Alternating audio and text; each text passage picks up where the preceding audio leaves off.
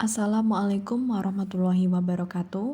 Kami dari kelompok 3 akan menjelaskan tentang bab 3 mengenai bidang masalah yang luas dan menentukan rumusan masalah. Sebelumnya, perkenalkan nama anggota kelompok kami. Yang pertama, saya sendiri Emma Ida Rahayu dengan NIM 2019-12-116. Kedua, Ida Yulianti dengan NIM 2019-12-117. Ketiga, Arina Zulfa Oktaviani dengan NIM 2019-12-118. Keempat, Rika Amelia Safitri dengan NIM 2019-12-123. Kelima, Yuyun Oktaviani Dwi Karlina dengan NIM 2019-12-135.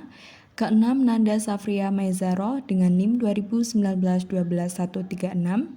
Ketujuh, Maulida Safitri dengan NIM 2019-12-150. Dan yang terakhir, Farida Rahmawati dengan NIM 2019-12-151. Dalam bab 3 ini ada 6 topik pembahasan. Yang pertama, bidang masalah yang luas. Kedua, pengumpulan informasi awal. Ketiga, menentukan rumusan masalah. Keempat, proposal penelitian. Kelima, implikasi manajerial.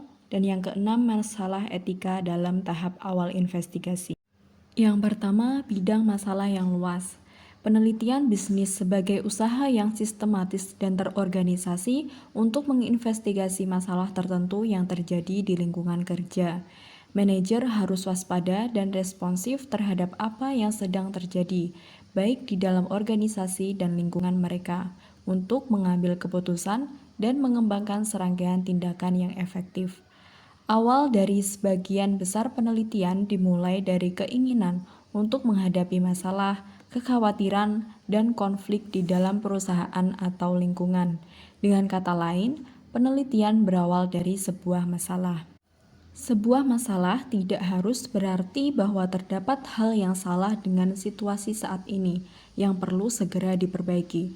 Masalah juga dapat menunjukkan ketertarikan pada suatu isu di mana dengan menemukan jawaban yang tepat dapat membantu meningkatkan situasi saat ini.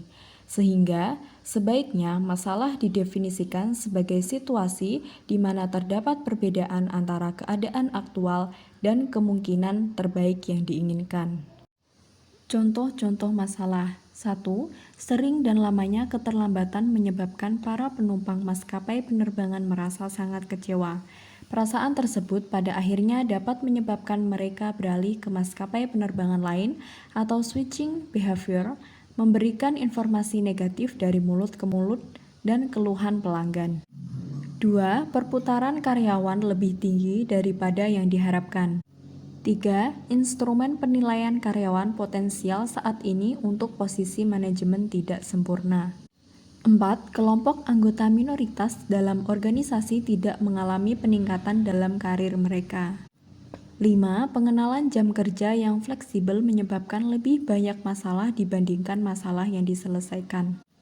6. Para manajer tidak menggunakan sistem informasi yang baru terpasang atau installed dan terutama diperuntukkan bagi mereka.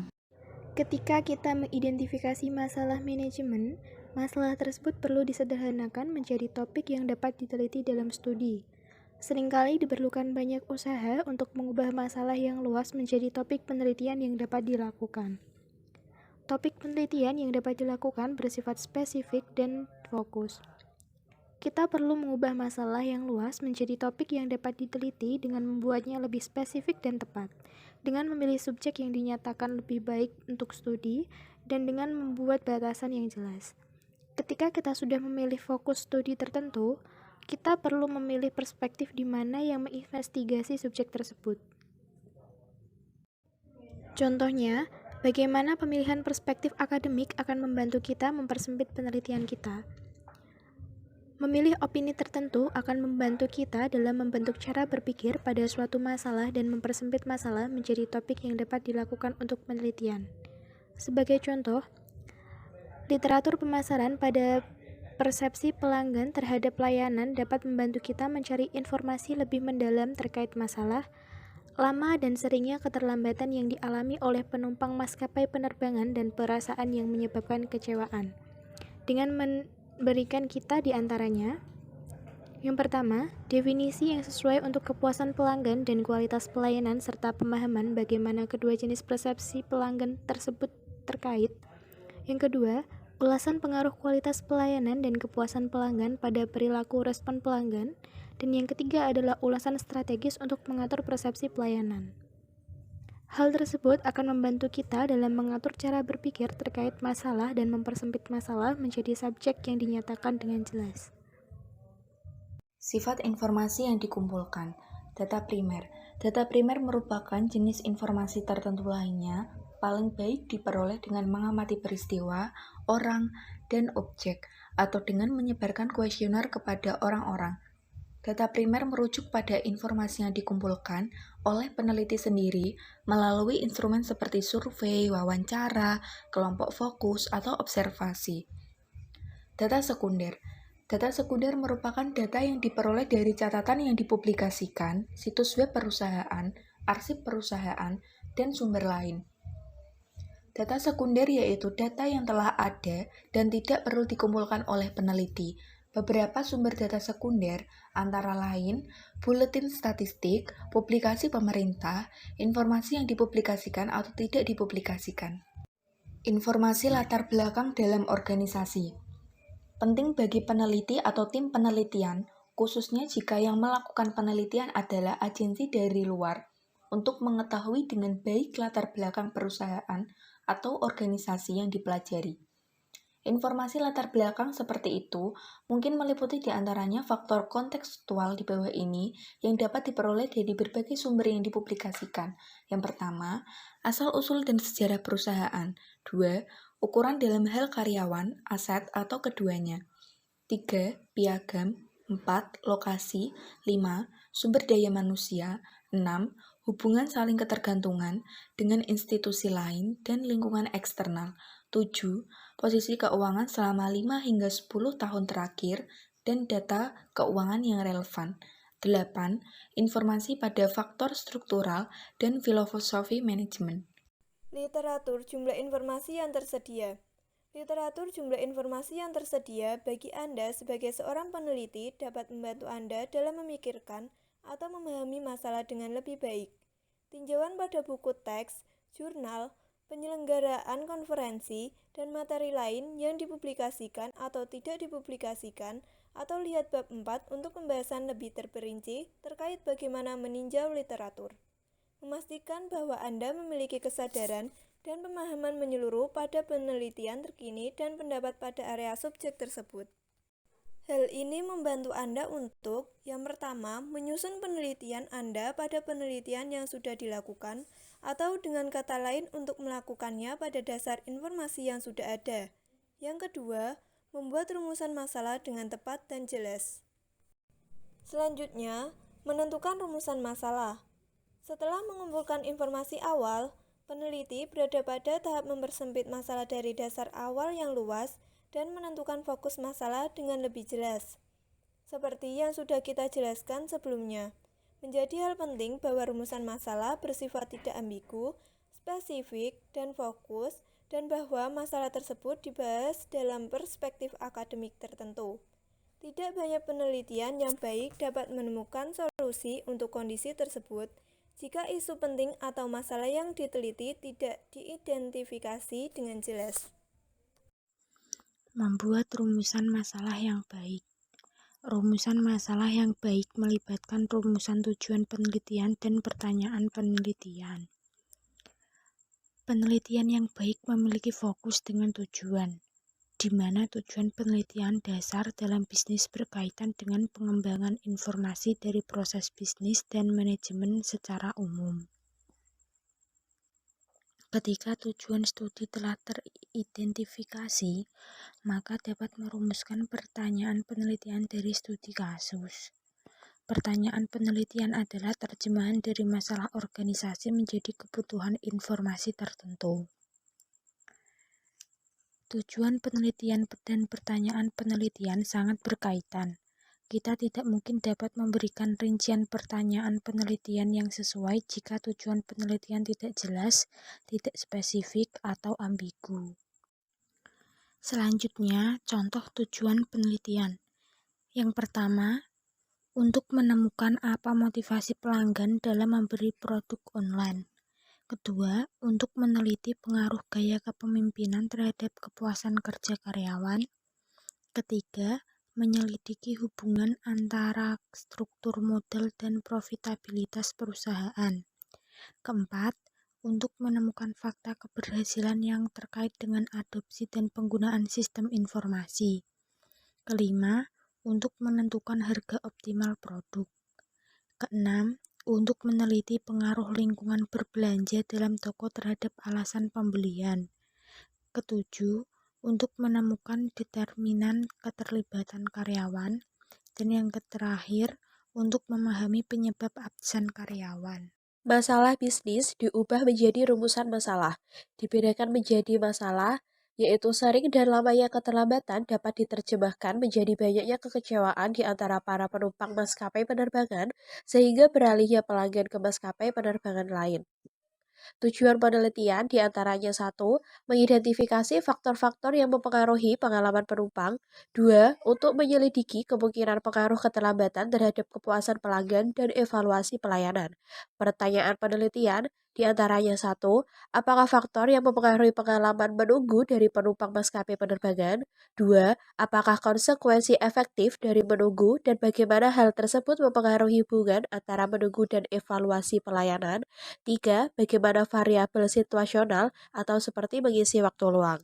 Selanjutnya, pertanyaan penelitian yang baik. 1. Pada tingkat apa struktur organisasi dan jenis informasi yang dimasukkan menjelaskan varian dalam efektivitas pembuatan manajerial yang diterima? 2. Pada tingkat apa kampanye iklan menciptakan citra perusahaan yang berpusat pada konsumen dengan kualitas tinggi sebagai hasil yang diinginkan? 3. Bagaimana pengemasan baru telah mempengaruhi penjualan produk? 4. Apakah pesan iklan baru telah menyebabkan meningkatnya jumlah panggilan telepon? 5. Bagaimana harga dan kualitas dinilai dalam evaluasi produk konsumen? 6. Apakah pengaruh partisipatif pada kinerja berkurang karena sistem kontrol? Dan ketujuh, apakah otomatisasi yang lebih baik menyebabkan investasi saat per dolar output yang lebih besar? Proposal penelitian. Sebelum melakukan penelitian, harus ada kesepakatan antara orang yang mengesahkan studi dengan peneliti tentang masalah yang akan diteliti, metodologi yang akan digunakan, lama studi, dan biaya, agar tidak terjadi kesalahpahaman di antara kedua pihak. Hal tersebut biasanya dicapai melalui pengajuan proposal penelitian. Proposal penelitian atau research proposal yang disusun oleh peneliti merupakan hasil dari usaha yang terencana, terorganisasi, teliti, dan pada dasarnya meliputi hal-hal sebagai berikut. 1. Judul penelitian. 2. Latar belakang studi. 3. Rumusan masalah yang terdiri dari tujuan studi dan pertanyaan penelitian. 4. Cakupan studi. 5. Relevansi studi. 6. Desain penelitian yang memberikan rancangan tentang A. Jenis studi eksploratif, deskriptif, dan atau kausal. B. Metode pengumpulan data. C. Desain pengambilan sampel. D. Analisis data. Yang ketujuh, kerangka waktu studi yang termasuk informasi mengenai kapan laporan tertulis akan diserahkan kepada sponsor. 8. Anggaran yang merinci biaya dengan keterangan poin pengeluaran yang spesifik. Dan yang kesembilan yaitu bibliografi yang dipilih. Implikasi manajerial. Manajer terkadang melihat gejala dalam situasi problematik dan memperlakukannya seolah-olah sebagai masalah sebenarnya, dan merasa kecewa ketika solusi mereka tidak berhasil. Memahami urutan penyebab masalah konsekuensi dan pengumpulan informasi yang relevan untuk menemukan pemahaman masalah yang sangat membantu menunjukkan masalah dengan tepat. Input dari manajer membantu peneliti untuk mendefinisikan bidang masalah yang luas dan mengkonfirmasi teori mereka sendiri tentang faktor-faktor situasional yang mempengaruhi masalah utama. Proposal penelitian yang disusun dengan baik membuat manajer dapat menilai relevansi studi yang diajukan. Namun demikian, untuk meyakinkan tujuan studi tercapai, manajer harus tetap terlibat selama keseluruhan proses penelitian. Pertukaran informasi antara manajer dan peneliti pada semua tahap penting dari proses penelitian akan meningkatkan relevansi manajerial dan kualitas usaha penelitian. Isu etika dalam tahap awal investigasi. Informasi awal dikumpulkan oleh peneliti untuk mempersempit bidang masalah yang luas dan menentukan rumusan masalah yang spesifik. Pada banyak kasus, peneliti mewawancarai pembuat keputusan, manajer, dan karyawan lain untuk mendapatkan informasi terkait situasi sehingga dapat memahami masalah dengan lebih baik. Ketika masalah sudah dijelaskan dan rumusan masalah ditentukan, peneliti perlu menilai kemampuan penelitinya. Jika peneliti tidak memiliki keahlian atau sumber untuk melakukan proyek, dia seharusnya menolak proyek tersebut. Jika peneliti memutuskan untuk melakukan penelitian, manajer perlu menginformasikan kepada semua karyawan, khususnya mereka yang akan diwawancarai, untuk pengumpulan data awal melalui wawancara terstruktur dan tidak terstruktur terkait studi yang diajukan, sehingga elemen perasaan dari karyawan yang tidak menyenangkan dapat dihilangkan. Selain itu, kita juga perlu meyakinkan karyawan bahwa respon mereka akan tetap dijaga kerahasiaannya oleh pewawancara dan bahwa respon individu tidak akan diberitahukan kepada siapapun di dalam organisasi. Hal-hal yang diperhatikan dalam menghadapi pertimbangan dan dilema etika selama tahap pertama proses penelitian. Mengapa penelitian ini layak dilakukan? Bagaimana organisasi mendapatkan keuntungan dari proyek ini? Apakah dampak penelitian Anda jika Anda terhadap organisasi? Apakah Anda memiliki kemampuan dan sumber untuk melakukan proyek penelitian ini?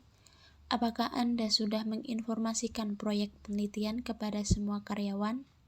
Apakah Anda menjelaskan tujuan penelitian Anda kepada partisipan? Apakah partisipan diberikan kesempatan untuk menolak partisipasi? Apakah partisipan dapat menghapus persetujuan mereka pada poin apapun? Bagaimana mereka melakukannya? Apakah penelitian tersebut membuat Anda memiliki akses untuk informasi yang sensitif? Bagaimana Anda akan meyakinkan kerahasiaan informasi ini?